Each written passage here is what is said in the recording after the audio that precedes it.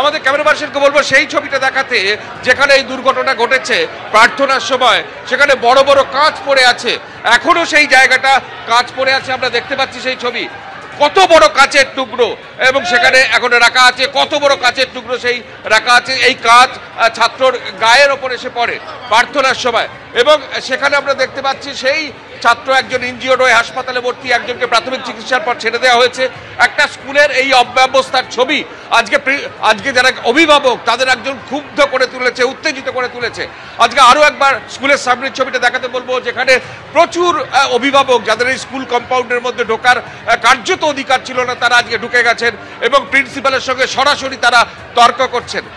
এবং আমরা সেই ছবি দেখতে পাচ্ছি, যে ছবি আজকে পড়ুয়ারা একে একে পুলিশি প্রহরায় কার্যত স্কুল থেকে বেরোতে হচ্ছে।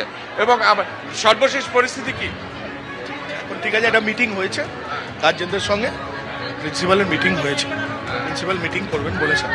এখন ঠিক আছে, বাচ্চাটাও মোটামুটি সুস্থ হয়েছে। যে স্টুডেন্ট ইনজিওর্ড হয়েছে তার শারীরিক অবস্থা সুস্থ, আমাদের কাছে খবর আছে সুস্থ হয়েছে। মিটিং কবে হবে ঠিক না, সেটা প্রিন্সিপাল জানে। এই অব্যবস্থা সম্পর্কে মিটিং গার্জেনের সঙ্গে টিচারদের মিটিং। পুলিশ যেটা জানাচ্ছে, আজকে পুলিশি প্রহরায় কার্যত ছেয়ে ফেলা হয়েছে আজকে স্কুল। সেই পুলিশ যেটা জানাচ্ছে যে সর্বশেষ যেটা সিদ্ধান্ত হয়েছে যে প্রিন্সিপাল তিনি রাজি হয়েছেন অভিভাবকদের সঙ্গে গোটা বিষয়টা নিয়ে একটা বৈঠক করবেন, এবং বৈঠকের পরে কি সমাধান সূত্র পেলে সেদিকে আমাদের অবশ্যই নজর থাকবে। কিন্তু অভিভাবকরা যেটা বারবার প্রশ্ন তুলছেন, নবম এবং দশম শ্রেণীতে যেখানে 4,600 টাকা 4,800 টাকার মতো ফিস দিতে হয় প্রতি মাসে, প্রায় 5,000 ছুঁই, সেই 5,000 ছুঁই ফিস দেওয়ার পরেও একটা স্কুলে এসে পড়ুয়া কেন নিরাপদ নয়?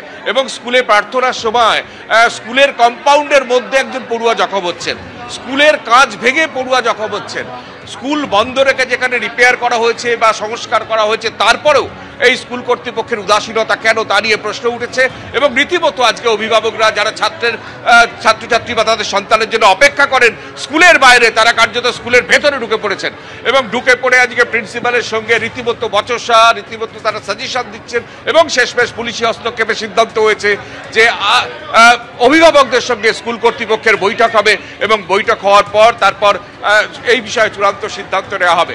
সব মিলিয়ে কলকাতার একটা নামী স্কুল এবং দক্ষিণ কলকাতার সাদার্ন অ্যাভিনিউতে সেই স্কুলের সাত সকালে পড়ুয়ার মাথায় কাঁচ পড়ে যেভাবে ইনজিওর্ড হয়েছে, যেভাবে ক্ষুব্ধ হয়েছেন অভিভাবকরা, এবং যেভাবে কার্যত অভিভাবকদের কাছে নথি স্বীকার করে স্কুল কর্তৃপক্ষ বৈঠক ডাকার সিদ্ধান্ত নিয়েছে।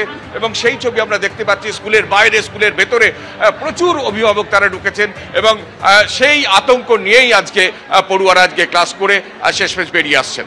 কুসুমিতা, এবং যেটা শিক্ষা দপ্তর সূত্রে জানা যাচ্ছে, ইতিমধ্যেই শিক্ষা দপ্তরের তরফ থেকে যেটা জানা যাচ্ছে, ইতিমধ্যেই স্কুলের কাছ থেকে তারা রিপোর্ট চাইছে, এবং সেই রিপোর্টের উপর ভিত্তি করে প্রয়োজনীয় পদক্ষেপ নেবে। যেহেতু এটা মধ্যশিক্ষা পর্ষদের অধীন স্কুল, যেহেতু মধ্যশিক্ষা পর্ষদ রাজ্য সরকারের অধীন একটা স্বশাসিত সংস্থা, তাই এ ব্যাপারে রিপোর্ট দেওয়ার জন্য শিক্ষামন্ত্রী নির্দেশ দিয়েছেন। কৃষ্ণেন্দু, ধন্যবাদ।